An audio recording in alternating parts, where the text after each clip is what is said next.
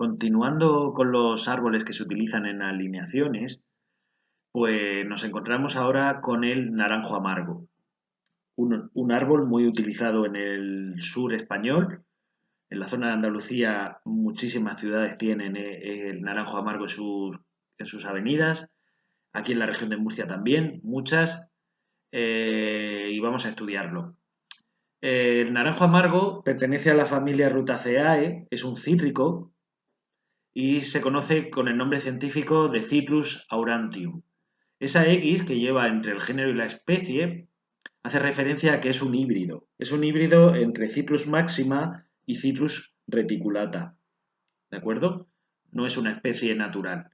Es una especie originaria de Asia, es un árbol perenne, como mucho puede llegar a los 5 metros de alto, y se cultiva principalmente por la densidad de su follaje, que al final genera unas copas muy densas, muy redondeadas, muy compactas, que de una coloración verde oscura que hacen contraste con el naranja de los frutos.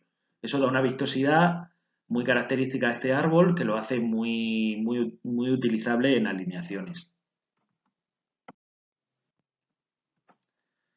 Para diferenciarnos nos vamos a encontrar un árbol de tronco fino, con la corteza lisa, de una tonalidad verde oscura grisácea. Las hojas luego son lanceoladas, verde entre verde brillante, verde oscuro. También es muy característico que tienen, como algunos de los cítricos, tienen el peciolo alado. El peciolo alado es básicamente que parte del peciolo desarrolla, como si dijéramos,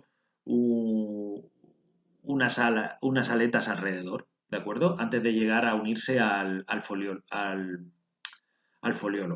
Eh, Característica también de este árbol, sus flores blancas en torno a 2 centímetros de diámetro y que son muy olorosas. Son lo que se conocen como la flor del azahar.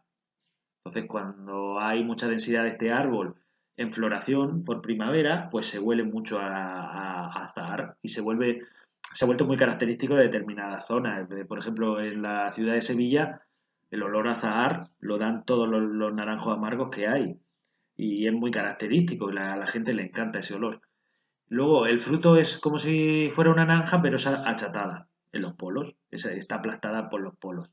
Se parece más en la forma a una mandarina, por ejemplo, que a una naranja en sí.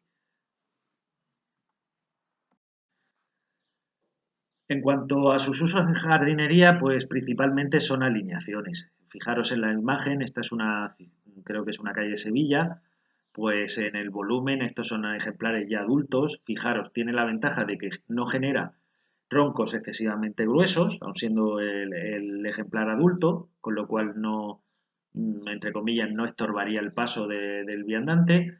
Las copas, al final, sí que pueden llegar a ser demasiado globosas y requerirían una poda continuada. Estos ejemplares requieren poda de refaldeo, porque el árbol su tendencia es crecer también hacia abajo, como todos los cítricos. Requieren podas de refaldeo para hacer la copa lo suficientemente alta como para que pasen los vehículos y pasen los peatones. En cuanto a las necesidades, pues tenemos un coeficiente de especie medio de 0,5 y el problema es que es muy sensible a las otras tres características que siempre estudiamos. En cuanto a la tolerancia a la salinidad, como buen cítrico que es, tenemos una tolerancia a la salinidad por debajo del 0,2. O sea, perdón, de 2 decisiemen. No 0,2, perdón. Por debajo de 2 decisiemen por metro. Eso significa que el agua de riego para los naranjos amargos tiene que estar pues prácticamente con una conductividad eléctrica muy baja. Entonces, en zonas donde la salinidad del agua de riego sean altas, no podemos tener en cuenta este árbol. En cuanto al encharcamiento, va mal, bastante mal si se encharca el agua y también con las heladas.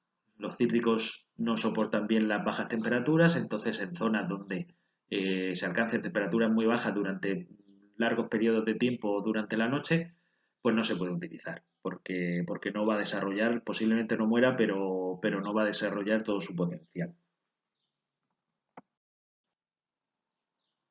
un ejemplo de lo que os decía, de su uso en la zona sur de España, las ciudades de Murcia están llenas de naranjos amargos, pero fijaros en esta imagen, este es el patio de los naranjos de la mezquita Catedral de Córdoba y le recibe su nombre precisamente por este árbol.